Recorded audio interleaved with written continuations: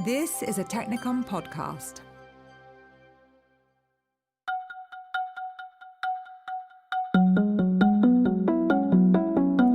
Hello and welcome. Looking back at the various plans of action when the COVID pandemic struck, one of the best digital solutions involved contact tracing. This was a surefire way of using the power of technology to prevent the spread of COVID. But responsible innovation and engineering dictates that certain measures must be taken to prevent things like mass surveillance, data leaks, and function creep. In this episode, we hit these issues head on and uncover how to mitigate the risks under such great time constraints. We will hear from two guest hosts through a special arrangement with the Alpen Adria University of Klagenfurt here in Austria to look at contact tracing in an age of data responsibility. Your student hosts are from the Master's Programme in Artificial Intelligence and Cybersecurity. Claudia Mausner and Nikita Soldatov speak with Carmela Troncoso, who is one of the key designers of the Exposure Notification Protocol, DP3T, which is widely used now in contact tracing apps all over. Let's have a listen.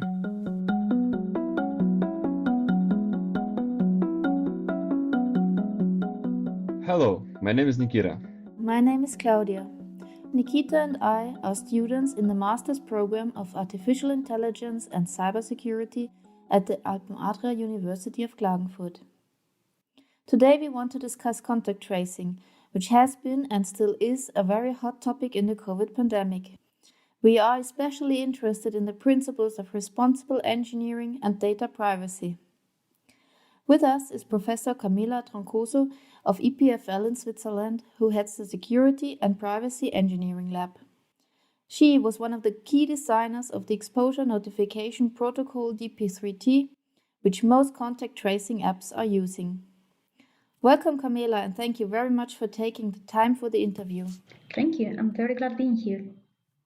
In order to get the pandemic under control, there was and still is a strong emphasis on contact tracing. In principle, manual contact tracing, which is carried out by the responsible health authorities by questioning infected people, can be distinguished from digital contact tracing via mobile apps, which is correctly referred to as proximity tracing. Both variants are usually applied in combination. As manual contact tracing alone quickly reaches its limits, the support by digital solutions has been promoted all over the world. And there is considerable data privacy risk associated with this. For example, the risk of mass surveillance, misuse of data, function creep, or data leakage. This is why the need for responsible engineering processes that take exactly these risks into account is becoming increasingly evident. However, there is yet no unique definition of the term responsible engineering or responsible research and innovation, which is often used synonymously. One framework, which was developed in 2013, defines it as taking care of the future through collective stewardship of science and innovation in the present. It distinguishes the four dimensions: anticipation, reflexivity, inclusion, and responsiveness. Anticipation, for example, aims at systematically considering all possible implications and risks of a newly developed technology. This also involves considering ethical and social aspects. The use of a proximity tracing app must not lead to discrimination against infected persons or people who decide not to use the app. Another very important principle is the one of inclusion. The entire development process should be open to the public and include as many parties and specialists as possible with different backgrounds and interests. More recent perspectives on responsible innovation still agree on these four principles, but also add transparency as a fifth principle. The topic also receives strong institutional support from the European Union and national organizations, and the discussion on the framework is still ongoing. Okay, so there is no clear definition of responsible engineering, but Carmela, what does it mean to you? Would you say that the development process of DP3T protocol was a good example of responsible engineering? So I think that one of the things that we actually had in mind was already the description that Claudia gave, which is the future, thinking about the future and what this technology will become and how it will be used. And when we did that, we not only looked at the idea of data, like a lot of people focus on the application and the data, but we took a deep look also at the infrastructure. What kind of infrastructure we were putting on the world and how could it be reused? And what we tried to do is to minimize the ways in which this could be repurposed for other things, which meant that it can only be designed for the thing that we think is responsible to use, and it cannot be used irresponsibly. However, let's go back to 2020 when several European countries were launching their own contact tracing apps. Germany, for one, has proved the most successful in terms of number of downloads among the other EU states, while, for example, Italy's start was not so spectacular. By the end of 2020, more than 24 million Germans had installed the Coronavirus app, and that number keeps growing till now. Italian government stated that Immuni, which is the name of their app, would reach its full potential if 60% of the population between 14 and 75 years old would install it. Considering that only 16% or so, which is around 10 millions, have actually downloaded it, skeptics would probably say that this app is a failure. But is the problem the app itself? One of the main concerns that Italian citizens had was that their sensitive information, such as health details or whereabouts, would be stolen. That might show a lack of interaction between the developers and the stakeholders. Italian citizens, as the final consumers of the app, were not part of the development process and were not well informed about the measures and technologies that are being used in order to protect their private information. On the other hand, Coronavirus app developers seem to be a bit more engaged in conversation with the public. Although Coronavirus app developers have also somewhat failed to deliver sufficient information regarding the security measures used to the public, in the end of the day they managed to claim certain trust from users. However, some time ago there was even a suggestion to introduce certain incentives for installing the app in order to boost the downloads. Nonetheless, the Coronavirus app has also encountered other problems as well, such as poor communication channels with testing laboratories, which also emphasizes the importance of collaboration between all stakeholders involved in the development, release, and promotion of contact tracing apps. Okay, thank you very much, Nikita, for sharing this information with us. It looks like the download rates might be influenced not only by the choice of technology, but also by the level of transparency and collaboration between stakeholders during the design process. Camila, to what extent do you think it is important to involve public consumers, meaning the users of the proximity tracing app, in the development process of such an application? So that's very important, and some of the things that Nikita said now is actually very real across the board in Europe. The fact that users do not really understand many parts of the protocol, I don't know if not much because they were not involved, or a lot of it because privacy technologies are not really intuitive and very hard to grasp in general. The idea that we can give you a notification if you were with someone, not knowing with whom you were and who are you is something that people cannot handle. But I think that it was also a second part, and it is also very important, and was something that we were not very good at in the beginning, that there are other users of the app, and those are the doctors and the contact tracers. And I think we failed also a lot in communicating towards them what is the added value of the technology, and it caused a lot of mismanaged expectations that also resulted in a lot of doctors telling people don't use it because it's useless, and all of that didn't work very well. And I think that as technologists, and I have to say also many governments in their public speech need to work much more on how to explain technology and not only think about citizens, but everybody that is on the chain, right? Like from doctors to contact tracers that have to work with it. Because if not all of the stages work well, the app doesn't work as much as we would have expected. Yes, you are absolutely right. It is rather difficult for normal people to understand the technical details, and that might be why many are worried about data privacy.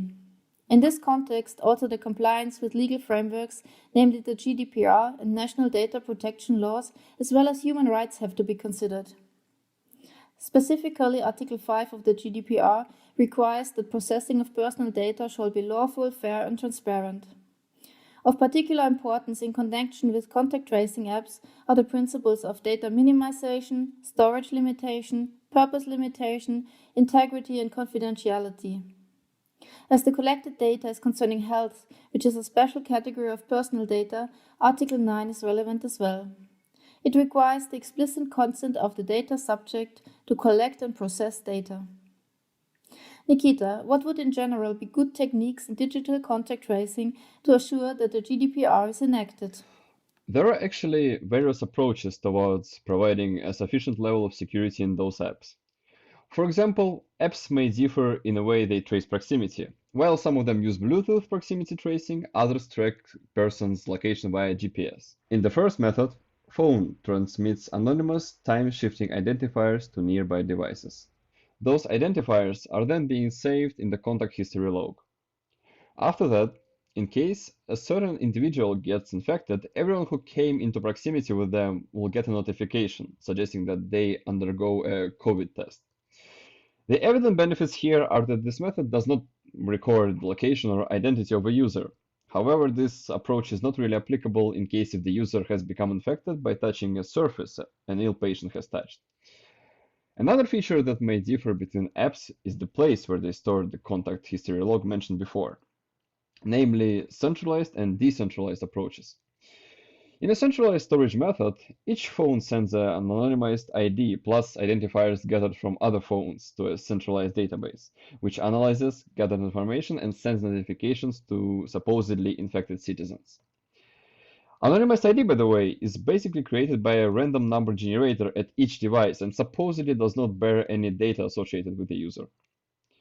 On the contrary, decentralized storage method implies that a phone exchanges its anonymized ID with a central database, while each phone has its own local contact history log.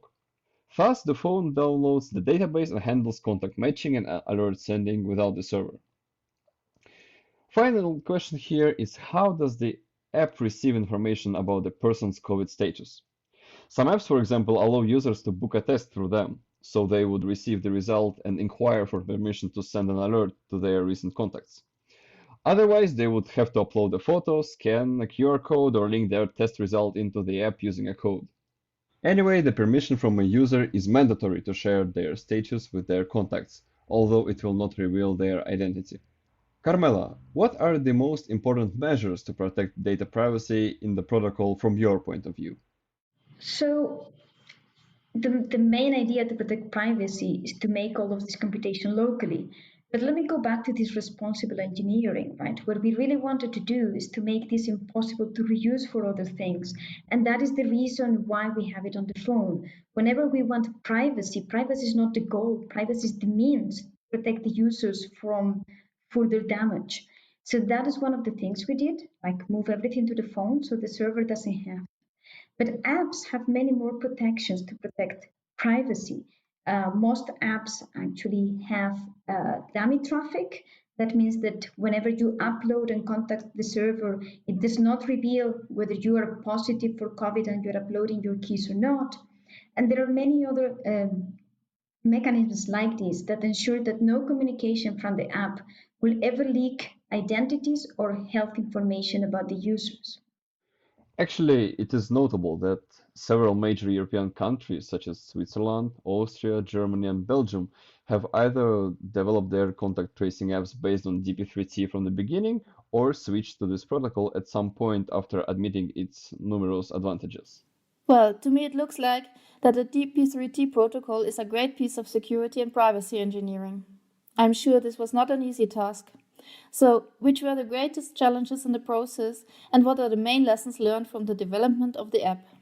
So I think there are two things. There are the technical and the non-technical. On the non-technical side, we have already spoken about this need to actually communicate with the stakeholders, and the stakeholders are not only the final users, but anybody that is in the middle, including also to communicate with the developers of the app to make sure that they actually implement all of these extra functionalities and these extra mechanisms that I said, that some of them are also non-intuitive, and we many times had to correct them and work with them to make sure that timing information was not revealing anything, the traffic does not reveal anything.